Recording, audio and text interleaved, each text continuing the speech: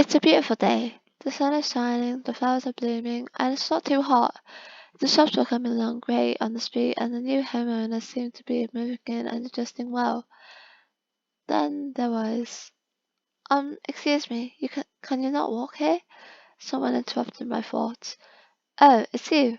How are you on this lovely day? I asked.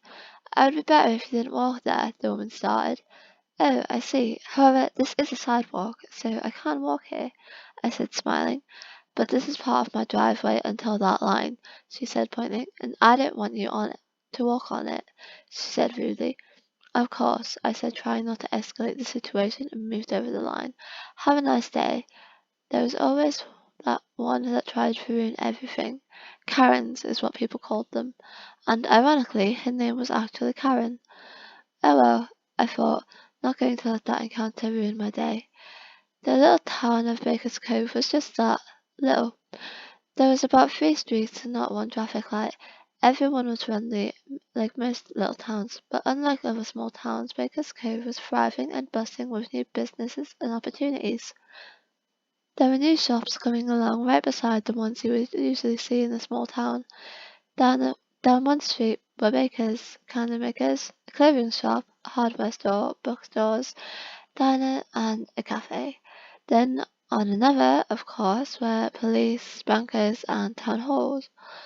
The third street was mainly houses, although some of the shops and apartments above them, and the shop owners stayed there.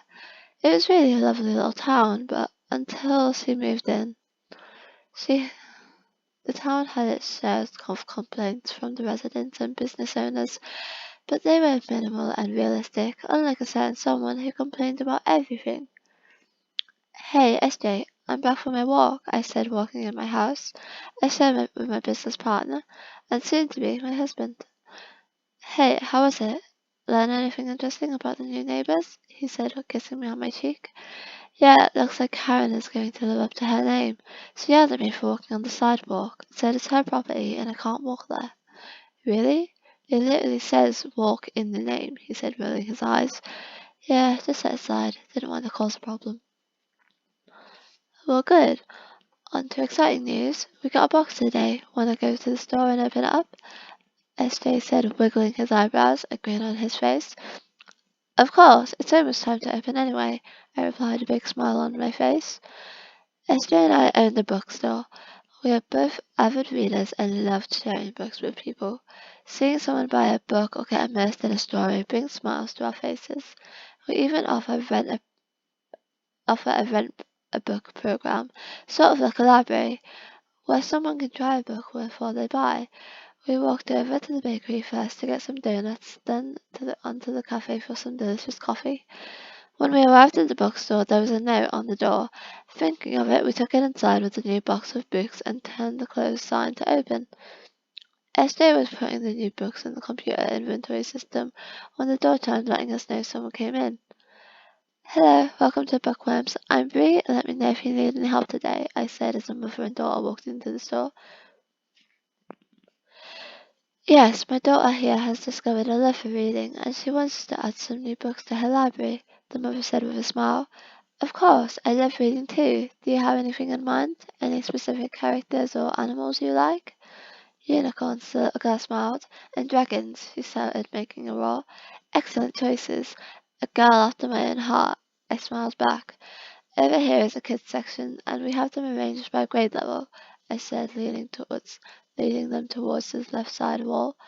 Oh, mummy, look, at this one has a dragon. The little girl squealed as she held up a book for her mum to see. Oh, mummy, look at this one, it has a unicorn, and this one has a fairy riding a unicorn, she said, picking up more books. The little girl went from shelf to shelf finding a bunch of books. Every time finding one, she squealed and giggled. I looked over at SJ, who was smiling just as big as me. This is why we do this, I thought. Okay, honey. I think you have enough for now. We can always come back and get more next week, the mother said when her daughter ran out the room in her arms to carry the books. We also have a rent book program if you're interested. It's kind of how a library works, I said, leading them towards the register. Oh, okay, I'll keep that in mind. I'll just buy these for now. I rang up the mother and watched as the little girl carried the bag out to the car with the biggest smile on her face. Oh, it's just a good day, seeing the look of happiness on that child's face, I said as I took some bricks from SJ to help him sock. I couldn't have said it better myself, he replied, leading for a kiss, but the door chimed again. Hello, welcome to Bookworms. I'm SJ, just let me know if you need any help today, he said, smiling. I know what I'm doing, she said rudely, and walked to the back of the shelf that held mainly romances and crime dramas. SJ looked over at me and mouthed Karen, and I shook my head yes. He went back behind the counter while I finished putting the new books up out on the shelf.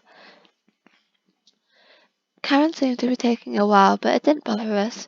We knew sometimes browsing for a new book took time. While Karen browsed, some more people walked into the bookstore. SJ and I took turns greeted them, and told them the same thing if they needed help to let us know.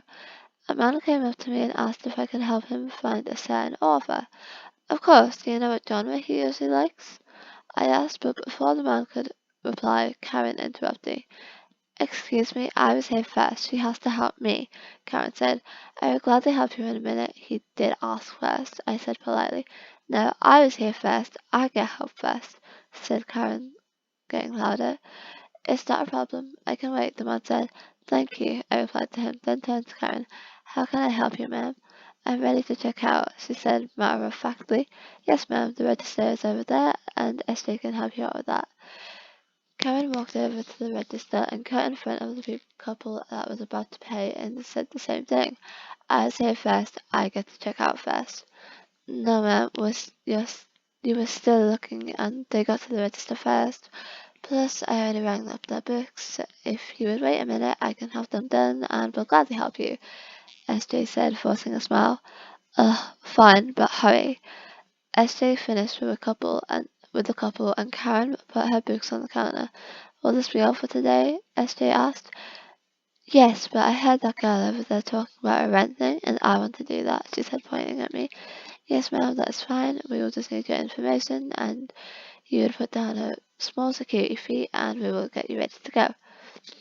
Why do you need my information and a fee? Wouldn't that just be me buying the books? It's like a library system. You basically check out the books and when you get done with reading them, you bring them back unless you want to keep them. And then you would come pay the remaining balance. That doesn't make sense. I'll just buy them, she scoffed. At the end of the day, SJ and I were tired. It was a great day, though. I had a lot of people come in and even set up something with the bakery to have cookie delivery in the morning. We locked up the doors and started to walk home when Karen struck again. As we walked, we noticed a lot of people walking around the car parked right on the sidewalk. Hey, what's going on? SJ asked someone as they walked by. That woman won't move her car, said the sidewalk is her property, and she is tired of people and animals walking over it. Oh, this again?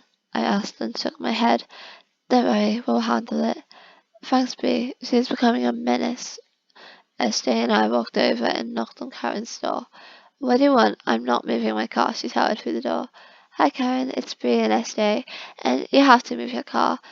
Not only is it illegally parked on the sidewalk, but it's a hazard and there's a fire hydrant.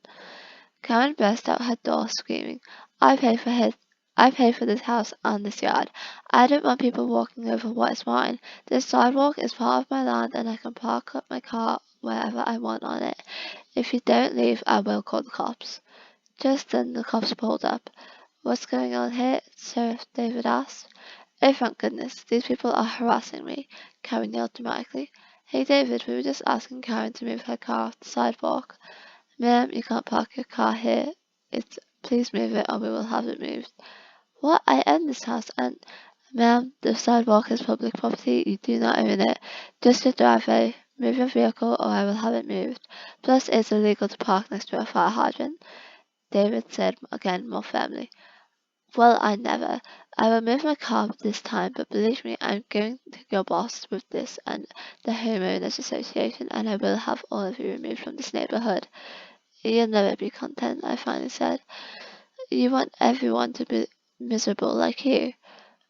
It was like, it was okay now and then, but you find the fault in everything. How dare you?